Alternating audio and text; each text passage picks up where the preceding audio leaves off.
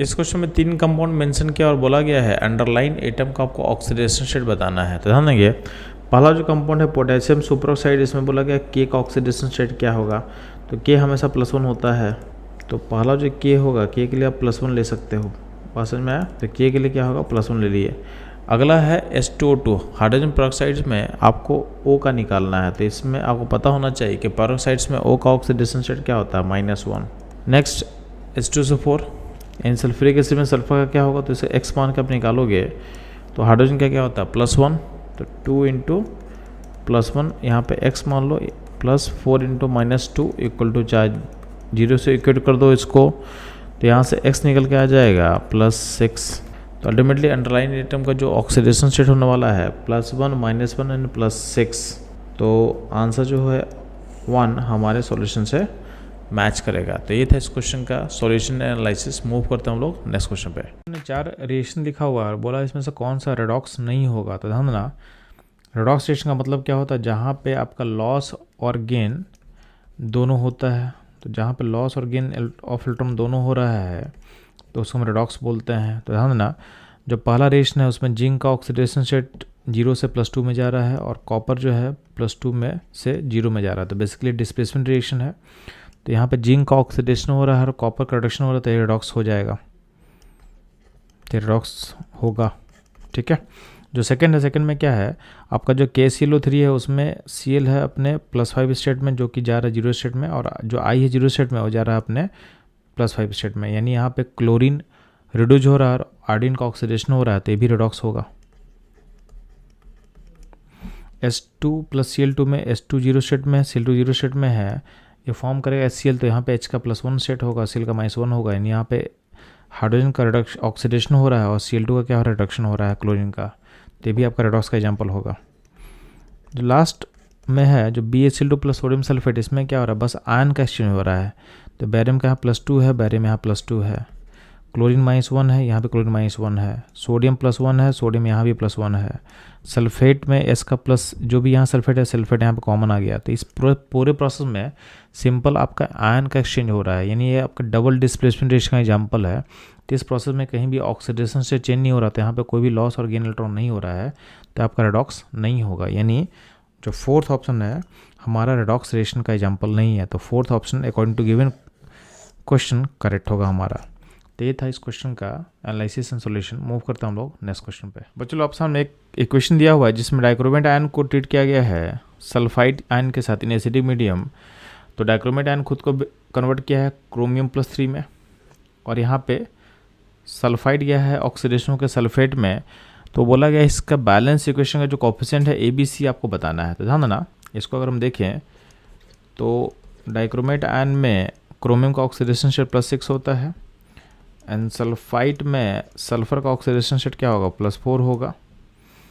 Acidic medium होता है क्या है, क्रोमियम +3 में गया है यहाँ पे, चूँकि यहाँ पे 2 क्रोमियम है तो यहाँ 2 लगा देते हैं हम लोग, ठीक है। और यहाँ पे सल्फाइड गया है सल्फेट में। तो आप देखोगे तो यहाँ पे अल्टीमेटली 6 इलेक्ट्रॉन का क्या हो रहा है, गेन हो रहा है, और यहाँ पे आपका 2 इलेक्ट्रॉन का क्या हो रहा है, लॉस हो रहा है। तो अब लॉस गेन को इक्वेट करो तो क्या होगा, इस लॉस को आप 3 से मल्टीप्लाई करोगे, यहाँ पे 3 लिखोगे तो यहाँ पे 3 आएगा, यहाँ पे 3 आएगा। यानी सल्फाइड और सल्फेट का जो कोफिशिएंट होगा वो 3 होगा, यानी जो B है यहाँ पे वो 3 होगा। अगर हम A का बात करते हैं तो यहाँ पे जो A है आपको दिख रहा है, A का वैल्यू क्या होगा, 1 होगा। क्या होगा, 1 होगा, ठीक है। तो चूँकि यहाँ पे 2 ऑलरेडी लिखा होता है, यहाँ पे क्या होगा, 1 होगा। तो A के बदले आप क्या पुट कर सकते हो, 1। तो B होगा 3, A होगा 1। तो A 1 और B 3, इतना तो कंफर्म हो चुका है। अब ध्यान देना, लेफ्ट साइड में चार्ज कितना है, तो लेफ्ट साइड में आपके पास डाइक्रोमेट में -2 चार्ज है और सल्फाइड में -2 चार्ज है, बट यहाँ पे 3 सल्फाइड है, तो यहाँ पे टोटल चार्ज क्या होगा, -6। नेट चार्ज क्या होगा लेफ्ट साइड का, -8। और राइट में क्या है, राइट में आपके पास Cr+3 है और 2 Cr+3 का +6 चार्ज होगा और 3 सल्फेट का -6 चार्ज होगा। नेट चार्ज क्या हो जाएगा, 0। तो राइट का चार्ज 0 है। चार्ज बैलेंसिंग के लिए आप H+ यूज करोगे, तो H+ कितना यूज करोगे, तो आप 8H+ ऐड करोगे लेफ्ट साइड में। तो H+ के पास जो कोफिशिएंट होगा ये क्या हो जाएगा, यानी C हो जाएगा 8। तो आपका जो बैलेंस इक्वेशन का जो ABC इस क्वेश्चन पूछा गया है वो हो जाएगा 1, 3 एंड 8, यानी आपका जो ऑप्शन C होगा, ये C ऑप्शन क्या होगा, करेक्ट होगा। तो ये था इस क्वेश्चन का सॉल्यूशन एनालिसिस। मूव करता हूँ हम लोग नेक्स्ट क्वेश्चन। इस क्वेश्चन से पूछा गया है कि कौन सा गिवन ऑप्शन में से डिस्प्लेसमेंट रिएक्शन को रिप्रेजेंट कर रहा है। तो ध्यान देना, डिस्प्लेसमेंट रिएक्शन में होता क्या है, जो मोर रेटेड मेटल है वो लेस रेटेड मेटल को उसके सॉल्ट के एक्वा सॉल्यूशन से क्या करता है, डिस्प्लेस करता है। तो इसको देखोगे तो पहला जो ऑप्शन ए है इसमें डिकम्पोजिशन हो रहा है, तो ये आपका डिकम्पोजिशन रिएक्शन का एग्जाम्पल होगा। सेकेंड वाले में भी आप डिकम्पोज करो तो ये भी क्या होगा, डिकम्पोजिशन का एग्जाम्पल होगा। सी जो ऑप्शन दिया उसमें क्या है, अल्युमिनियम मोर रेटेड मेटल है, तो अल्युमिनियम क्या कर रहा है, क्रोमियम को उसके ऑक्साइड से क्या करेगा, डिस्प्लेस कर रहा है। तो यहाँ पे आपका जो मोर रेटेड मेटल है वो लेस रेटेड मेटल को क्या कर रहा है, डिस्प्लेस कर रहा है यहाँ पे। तो यानी अल्युमिनियम खुद को भेज रहा है अल्युमिनियम ऑक्साइड में, और क्रोमियम ऑक्साइड से क्रोमियम बाहर जा रहा है। तो आपका जो मेटल डिस्प्लेसमेंट का एग्जांपल बोला है, तो मेटल डिस्प्लेसमेंट ऑप्शन सी में होगा। ठीक है, इनफैक्ट ऑप्शन जो डी है वहाँ भी डिस्प्लेसमेंट है। वहाँ पे क्या हो रहा है कि H+ जो आयन है वो उसमें देखोगे तो हाइड्रोजन और आयरन में ज़्यादा रेटिव मेटल एलिमेंट कौन होता है, तो आपका जो आयरन है ज़्यादा रेटिव एलिमेंट है एच कम्पेयर टू एच। तो आयरन क्या करता है, H+ के सॉल्यूशन से उसको डिस्प्लेस करेगा। तो यहाँ पे जो डिस्प्लेसमेंट है इसको बोलेंगे हम लोग नॉन मेटल डिस्प्लेसमेंट, यानी आपका नॉन मेटल डिस्प्लेस हो रहा है। तो क्वेश्चन में पूछा गया क्या गया था बच्चा लोग आपसे, तो क्वेश्चन पूछा गया था मेटल डिस्प्लेसमेंट, इसलिए हमारा जो करेक्ट आंसर क्या होगा, सी होगा। अगर क्वेश्चन बोला जाता कि इसमें से कौन सा रिप्रेजेंट कर रहा है नॉन मेटल डिस्प्लेसमेंट, तो हम लोग डी को केस में टिक करते। तो ये था इस क्वेश्चन का सॉल्यूशन एनालिसिस। मूव करता हम लोग नेक्स्ट क्वेश्चन पे। चलो अब हमने एक रिएक्शन दिया और बोला इसमें कार्बन का जो ऑक्सीडेशन स्टेट है वो कहाँ से कहाँ चेंज हो रहा है। तो लेफ्ट साइड में CH4 में अगर C का X मानते हो तो H का क्या होगा, +1 होगा। उस केस में कार्बन आ जाएगा -4, और राइट साइड में आपके CCl4 में क्लोरीन ज़्यादा अल्टरनेटिव एलिमेंट होता है एज कम्पेयर टू कार्बन, तो उसमें Cl को मानोगे -1 और X निकालोगे तो आपका जो वैल्यू आ जाएगा वो C का वैल्यू आ जाएगा +4। यानी जो आपका ऑक्सीडेशन स्टेट है कार्बन का वो -4 से +4 की तरफ मूव कर रहा है। यानी इसका करेक्ट आंसर होगा ऑप्शन सी, यानी कार्बन का जो ऑक्सीडेशन स्टेट है -4 से +4 में चेंज हो रहा है। तो ये था इस क्वेश्चन का एनालिसिस। मूव करता हूँ नेक्स्ट क्वेश्चन पे। बच्चों लोग सामने बोला गया है what is the correct structure of tribromo octa oxide, यानी बेसिकली Br3O8 का फिगर आपसे पूछा गया है। ध्यान देना, ये इसका फिगर आपके NCERT में रेडॉक्स चैप्टर के ग्रीन बॉक्स, इन लास्ट में ग्रीन बॉक्स रहता है उसमें बना के दिया हुआ है आपके NCERT में। तो ऐसा नहीं है कि फिगर आपके NCERT में नहीं है, तो NCERT में है। तो आपको ध्यान देना है NCERT का हर लाइन हर बॉक्स जो ड्रॉ किया हुआ है उसको आपको ध्यान से देखना है। आपको आपका मैक्सिमम क्वेश्चन का आंसर NCERT मिल जाएगा आपको। ठीक है, तो इसका जो फिगर बनता है उसका फिगर ऑप्शन बी से मैच करेगा। यानी बेसिकली यहाँ पे 3 ब्रोमीन कनेक्टेड होता है सिंगल बॉन्ड से, और लेफ्ट एंड राइट का जो Br होता है उसमें 3 डबल बॉन्ड O होता है, और बीच वाले Br में 2 डबल बॉन्ड O होगा। तो इसका करेक्ट स्ट्रक्चर होता है बी। तो ये था इस क्वेश्चन का एनालिसिस। मूव करता हम लोग नेक्स्ट क्वेश्चन पे। चलो इस क्वेश्चन बोला गया है कि गिवन 4 में से कौन सा रिएक्शन जो होगा डिस्प्रपोर्शनेशन रिएक्शन को रिप्रेजेंट कर रहा होगा। तो डिस्प्रपोर्शनेशन का मतलब क्या होता है, जहाँ पे सेमी एलिमेंट का ऑक्सीडेशन होगा और उसी का रिडक्शन होगा। ध्यान देना, पहला वाला जो है उसमें क्या है, कॉपर का +1 स्टेट है। तो यहाँ पे 2 कॉपर है, तो 2 कॉपर में एक कॉपर का +1 कहाँ जा रहा है, 0 स्टेट में नहीं रिड्यूज हो रहा है, दूसरा कॉपर प्लस कहाँ जा रहा है, +2 में नहीं ऑक्सीडाइज हो रहा है। नहीं, ये आपका डिस्प्रपोर्शनेशन का एग्जाम्पल होगा, क्योंकि यहाँ पे सेमी एलिमेंट क्या हो रहा है, ऑक्सीडाइज भी हुआ, और वही एलिमेंट क्या हो रहा है, रिड्यूज हो रहा है। तो पहला करेक्ट है। सेकेंड देखते हैं हम लोग, यहाँ पे MnO4-2 जिसको Mn का ऑक्सीडेशन स्टेट +6 होता है, एक खुद को +7 N+4 में चेंज कर रहा है। यानी Mn +6 से +7 जा रहा है, ऑक्सीडाइज किया, और Mn एलिमेंट है +6 से कहाँ जा रहा है, +4 हो रहा है, मतलब रिड्यूज कर रहा है। यानी यहाँ पे सेम एलिमेंट कहीं ऑक्सीडेशन हो रहा है और उसी का रिडक्शन हो रहा है। इसका मतलब ये भी क्या होगा, डिस्प्रपोर्शनेशन को रिप्रेजेंट करेगा। तो आपका 1 और 2 दोनों करेक्ट होगा। नेक्स्ट बात करते हैं हम लोग थर्ड में। थर्ड में क्या है, यहाँ पे KMnO4 में Mn का +7 स्टेट है और राइट में Mn +6 +4 में है। तो यहाँ पे Mn ओनली रिड्यूज हो रहा है, +7 से +6 जा रहा है, +7 से +4 जा रहा है, तो इसको डिस्प्रपोर्शनेशन नहीं बोलेंगे। फोर्थ वाले में आपके पास MnO4- में Mn का +7 स्टेट है और यहाँ पे Mn का +2 स्टेट है। दोनों जो है +4 में कन्वर्ट कर रहा है, तो ए भी डिस्प्रपोर्शनेशन नहीं होगा। यहाँ बेसिकली है क्या, यह ए डिस्प्रपोर्शनेशन का रिवर्स है, ये डिस्प्रपोर्शनेशन का रिवर्स है, तो इसको हम बोलते हैं कॉन प्रोपोर्शनेशन रिएक्शन। तो जो फोर्थ है वो कॉन प्रोपोर्शनेशन रिएक्शन का एग्जाम्पल होगा, कॉन प्रोपोर्शनेशन रिएक्शन का एग्जाम्पल होगा ये, ठीक है। तो ये भी डिस्प्रपोर्शनेशन तो नहीं बोलेंगे, यानी हमारा जो 1 और 2 है वही डिस्प्रपोर्शनेशन होगा, यानी आपका जो करेक्ट आंसर होगा ऑप्शन बी होगा, यानी 1 and 2 ओनली। ये था इस क्वेश्चन का एनालिसिस। मूव करता हम लोग नेक्स्ट क्वेश्चन पे। इस क्वेश्चन आपसे पूछा गया है what is the oxidation state of chromium in CrO6। तो ध्यान देंगे, अगर हम मैथमेटिकल तरीके से क्रोमियम को ऑक्सीडेशन से निकालेंगे तो यहाँ पे क्रोमियम को के वैल्यू का x मानते हैं तो वो होता है -2 मैथमेटिकल तरीके में, तो x + 6 × -2 = 0। तो यहाँ से आपका आंसर निकल के आ जाएगा +12, और +12 जो है आपके ऑप्शन में भी दिया हुआ है, बी ऑप्शन में। तो आप क्या करोगे, बी ऑप्शन का टिक कर दोगे। बट प्रॉब्लम क्या है यहाँ पे आएगा कि क्रोमियम जो है, क्रोमियम का जो मैक्सिमम पॉसिबल ऑक्सीडेशन स्टेट होता है वो +6 ही हो सकता है, इसके बियॉन्ड क्रोमियम सो ही नहीं करता। तो यहाँ जो +12 आप निकाले हो ये रॉन्ग होगा, ये रॉन्ग होगा कि क्रोमियम बाय डिफ़ॉल्ट +6 उसका मैक्सिमम ऑक्सीडेशन स्टेट होता है, उसके beyond chromium further higher oxidation state exhibit नहीं कर सकता है। तो इस क्वेश्चन को सॉल्व कैसे करेंगे, तो इस क्वेश्चन सॉल्व करने के लिए आपको CrO6 का स्ट्रक्चर पता होना चाहिए था। तो CrO6 जो होता है आपका फैन शेप होता है, यानी इसमें बेसिकली 3 पेरोक्साइड लिंकेज इस तरह से कनेक्टेड होते हैं, इसको बोल सकते हैं फैन की तरह होता है, फैन शेप्ड। अब सिंपली क्या करोगे आप, इसमें क्रोमियम और O के बॉन्ड को ब्रेक करना स्टार्ट करो। तो अगर यहाँ पे क्रोमियम और O में कितना बॉन्ड बना हुआ है, तो 6 बॉन्ड बना हुआ है। तो हर बॉन्ड को जब तोड़ोगे तो क्रोमियम का जो कि अल्टरनेटिव O से कम है, तो हर बॉन्ड के तोड़ने पे क्रोमियम पे चार्ज कितना आएगा, प्लस। तो यहाँ पे 6+ बिल्ड होगा क्रोमियम पे, ठीक है। तो यहाँ पे आप क्रोमियम पे क्या होगा, 6+ बिल्ड होगा। तो अल्टीमेटली क्रोमियम पे ऑक्सीडेशन स्टेट क्या होगा इस केस में, +6 होगा। तो इसका करेक्ट आंसर क्या होगा, ऑप्शन सी। तो ये था इस क्वेश्चन का एनालिसिस एंड सॉल्यूशन। मूव करता हम लोग नेक्स्ट क्वेश्चन पे। आपके पास इस क्वेश्चन में नाइट्रोजन कंटेनिंग कुछ कंपाउंड दिए हैं और बोला गया है आपको इन कंपाउंड का ऑक्सीडेशन स्टेट जो N का है इनमें है, तो नाइट्रोजन का जो ऑक्सीडेशन स्टेट है इन कंपाउंड में उनको डिक्रीजिंग ऑर्डर के अकॉर्डिंग अरेंज करना है। तो ध्यान देना, जो हाईएस्ट स्टेट होगा नाइट्रोजन का होता है नाइट्रिक एसिड में N का +5 स्टेट में होगा। तो दो आपके पास बेसिकली 3 ऑप्शन में +5 स्टेट यानी नाइट्रिक एसिड लिखा हुआ है। उसके बाद जो होगा NO में होगा, NO में क्या होगा, N का ऑक्सीडेशन क्या होगा, +2 होगा।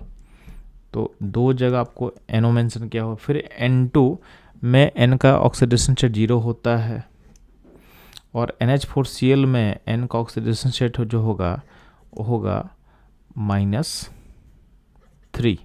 तो आप देखोगे तो डिसेंडिंग ऑर्डर में जो ऑक्सीडेशन स्टेट अरेंज किया हुआ है वो क्या हुआ, ऑप्शन ए में, यानी हाईएस्ट ऑक्सीडेशन स्टेट से लोएस्ट ऑक्सीडेशन स्टेट। तो आपका करेक्ट आंसर होगा ऑप्शन ए।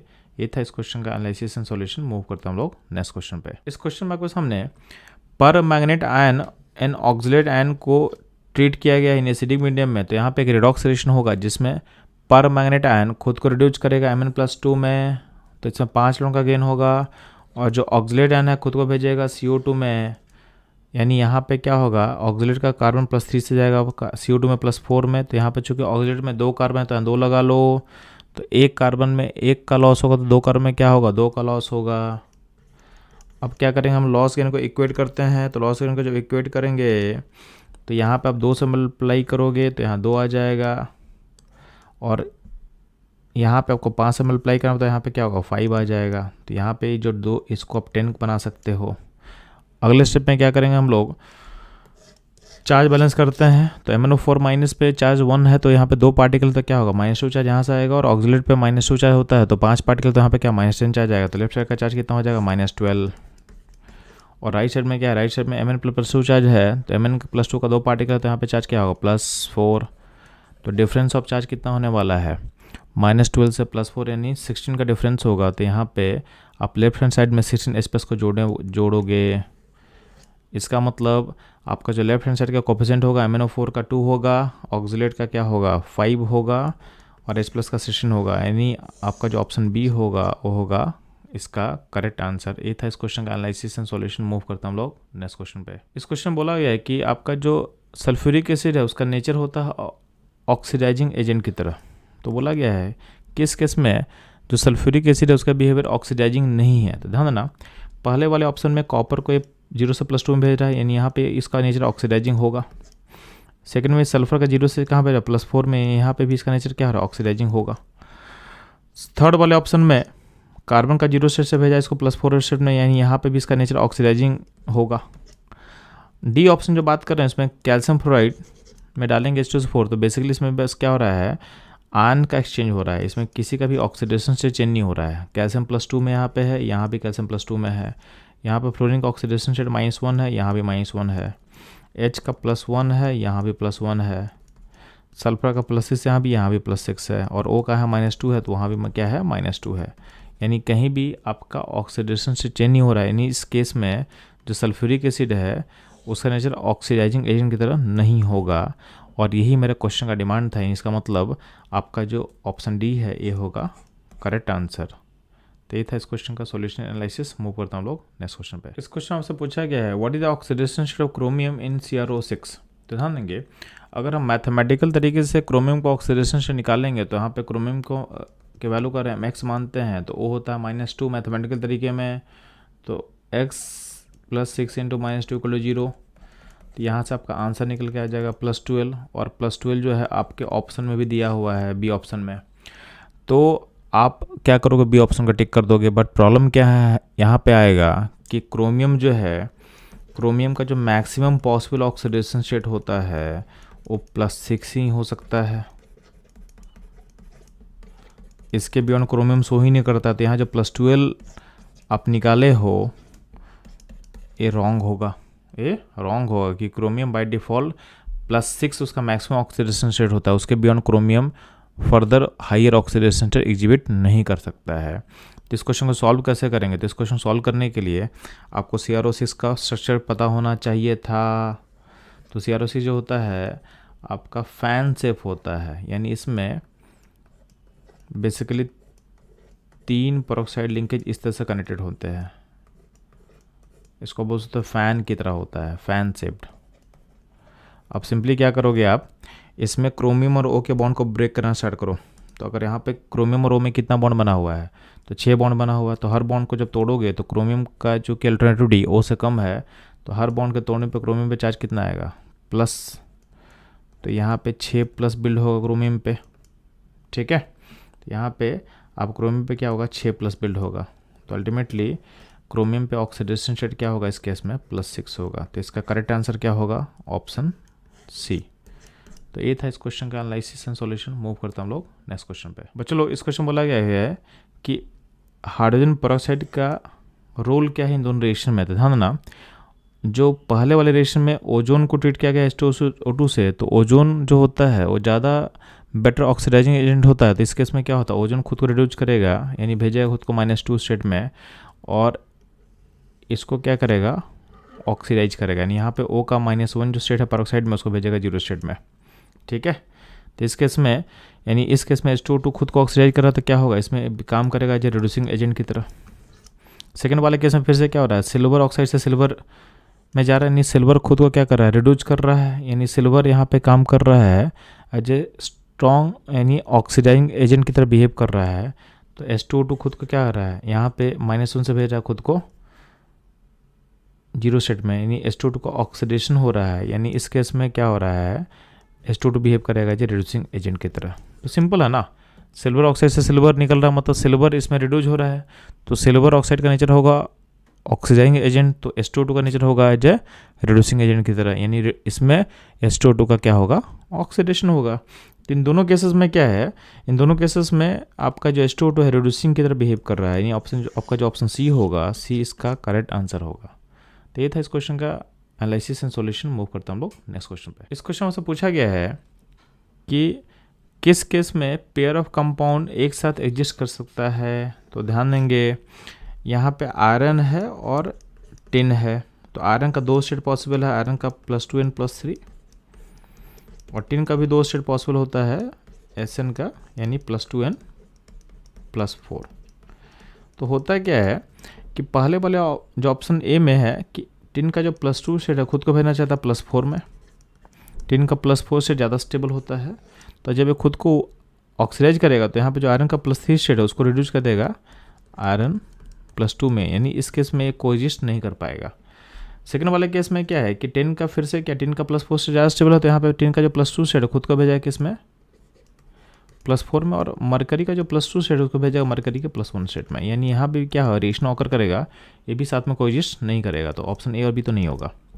ऑप्शन डी का हम बात करते हैं, डी में क्या है कि आयरन का जो +3 स्टेट है खुद को भेजेगा +2 स्टेट में, और यहाँ पे क्या होगा, जो आपका Ki में जो I- है उसको ऑक्सीडाइज कर देगा I2 में, तो यहाँ भी क्या होगा, ये पेयर कोएग्जिस्ट नहीं करेगा। ऑप्शन सी का हम बात करें तो सी में क्या है कि आयरन का +2 सेट है और Sn का +2 है, तो Sn +2 से +4 जाएगा भी, तो उसमें क्या दिक्कत है कि आयरन +2 फर्दर रिड्यूस नहीं होगा, तो ये Sn +2 का ऑक्सीडेशन होने का टेंडेंसी तो है, बट यहाँ पे आयरन +2 फर्दर रिड्यूस नहीं होने वाला, तो ये प्रोसेस नहीं होगा, यानी इस केस में Sn अपने +2 में ही रहेगा और आयरन अपने +2 में ही रहेगा। तो इन दोनों का जो कोएग्जिस्टेंस है वो पॉसिबल है साथ में, तो आपका जो ऑप्शन सी होगा, ये होगा इस क्वेश्चन का करेक्ट आंसर। और ये था इस क्वेश्चन का एनालिसिस एंड सॉल्यूशन। मूव करता हम लोग नेक्स्ट क्वेश्चन पे। इस क्वेश्चन में बोला गया है कि पोटेशियम क्लोराइड और oxalic acid and sulphuric acid को आप हीट कर रहे हो, तो मैक्सिमम ऑक्सीडेशन स्टेट किस एलिमेंट का इसमें चेंज होने वाला है। तो ध्यान देना, आपका जो रिएक्शन होगा इसमें KClO3 है प्लस ऑक्जेलिक एसिड है एंड सल्फ्यूरिक एसिड है, तो इसमें होता क्या है, तो KCl3 जो है तो यहाँ से KCl फॉर्म करेगा, ऑक्जेलिक जो है उसका ऑक्सीडेशन होकर CO2 में जाएगा, ठीक है। तो मेनली यहाँ पे देखोगे तो आपका जो Cl है उसका +5 स्टेट लेफ्ट में है और यहाँ जा रहा है -1 स्टेट में, यानी यहाँ पे क्लोरीन का ऑक्सीडेशन स्टेट 6 से चेंज कर रहा है। ऑक्जेलिक एसिड में होता है कार्बन +3 स्टेट में, जो कि यहाँ +4 में जा रहा था, यहाँ पे अल्टीमेटली 1 कहीं चेंज हो रहा है। तो आप देखोगे तो ज़्यादा ऑक्सीडेशन स्टेट किसका चेंज हो रहा है, तो चेंज हो रहा है आपका किसका, क्लोरीन का, ठीक है। इसमें टोटल कितने का चेंज हो रहा है, तो टोटल चेंज हो रहा है आपके कितना, तो चेंज हो रहा है टोटल 6 का चेंज हो रहा है। और जो सल्फ़र है वो बेसिकली जाता है K2SO4 में, तो सल्फ़र में ऑक्सीडेशन स्टेट जितना था लेफ्ट में उतना ही क्या होगा राइट में होगा, इसमें कोई चेंज हो नहीं रहा है, इसलिए हम इसको कंसिडर नहीं कर रहे हैं, ठीक है। इनफैक्ट H का भी ऑक्सीडेशन स्टेट यहाँ पे चेंज नहीं हो रहा है, तो चेंज हो रहा था बेसिकली किसका, क्लोरीन एंड कार्बन का, कार्बन में चेंज हो 1 का और क्लोरीन में चेंज हो रहा है 6 का, तो मैक्सिमम चेंज किस में होगा, क्लोरीन में। तो आपका जो ऑप्शन सी होगा करेक्ट होगा। ये था इस क्वेश्चन का एनालिसिस एंड सॉल्यूशन। मूव करते हैं हम लोग नेक्स्ट क्वेश्चन पर। चलिए इस क्वेश्चन बोला गया है कि oxidation number of P in phosphate, sulphur in sulphate, तो फॉस्फेट में +5 होता है और सल्फर का सल्फेट में होता है +6, और क्रोमेमिन क्रोमेट डाइक्रोमेट ये होता है +6।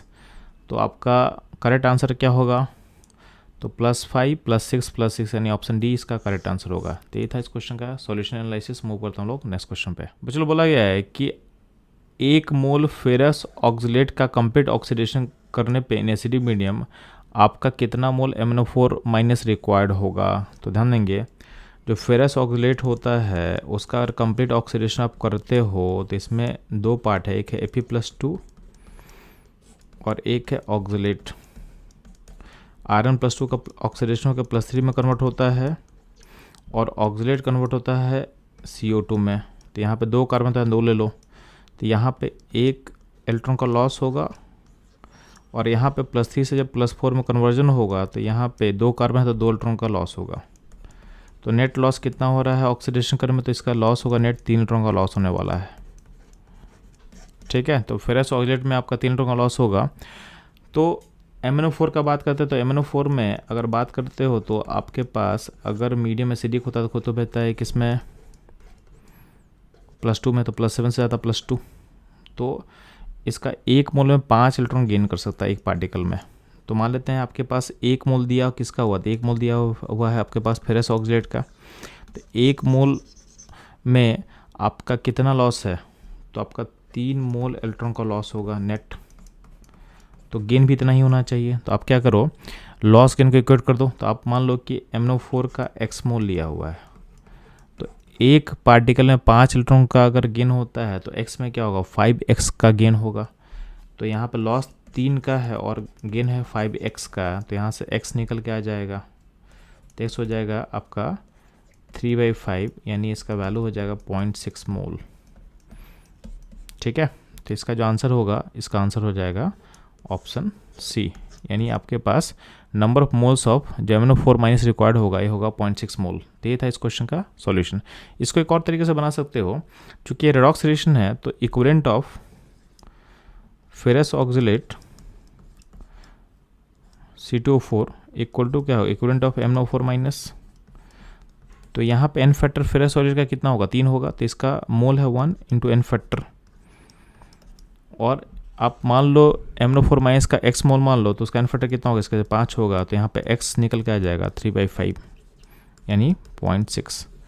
तो ये था इस क्वेश्चन का सॉल्यूशन एंड एनालिसिस। मूव करता हम लोग नेक्स्ट क्वेश्चन पे। इस क्वेश्चन में आपसे बोला गया है कि ब्रोमीन का बिहेवियर बेस्ट किस ऑप्शन के अकॉर्डिंग डिस्क्राइब होगा। ध्यान देंगे, यहाँ पे लेफ्ट साइड में ब्रोमीन का जो ऑक्सीडेशन स्टेट होगा ये होगा आपका 0, और राइट में यहाँ पे -1 है और यहाँ पे +1 है। यानी इस केस में क्या हो रहा है, ब्रोमीन जो है 0 से +1 भी जा रहा है, 0 से -1 भी जा रहा है, यानी इस केस में ये बहुत ऑक्सीडाइज एंड रिड्यूस दोनों हो रहा है।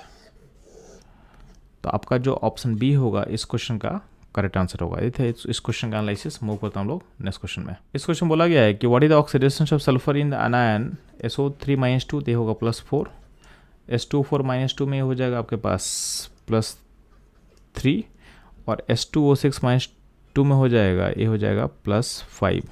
अब आपको इसको ऑर्डर के अकॉर्डिंग अरेंज करना है, तो सबसे जो लोएस्ट होगा ये हो जाएगा किस में, तो लोएस्ट हो जाएगा आपका S2O4-2 में, देन होगा सल्फाइड में, देन होगा S2O6-2 में, यानी आपका जो ऑप्शन ए होगा इसका करेक्ट आंसर होगा ऑक्सीडेशन स्टेट के इंक्रीजिंग ऑर्डर का। तो ये था इस क्वेश्चन का एनालिसिस। मूव करता हूँ लोग नेक्स्ट क्वेश्चन में। बच्चों लोग इस क्वेश्चन में आपसे बोला गया है कि Fe3O4 में what is the oxidation state of Fe क्या होगा, तो सिंपली आप क्या होगा, इसको x मान लो, तो 3x + 4 × -2 इक्वल टू क्या होगा 0, तो यहाँ पे 3x इक्वल टू क्या होगा 8, तो x क्या हो जाएगा 8/3, यानी आपका जो ऑप्शन डी होगा ये होगा करेक्ट।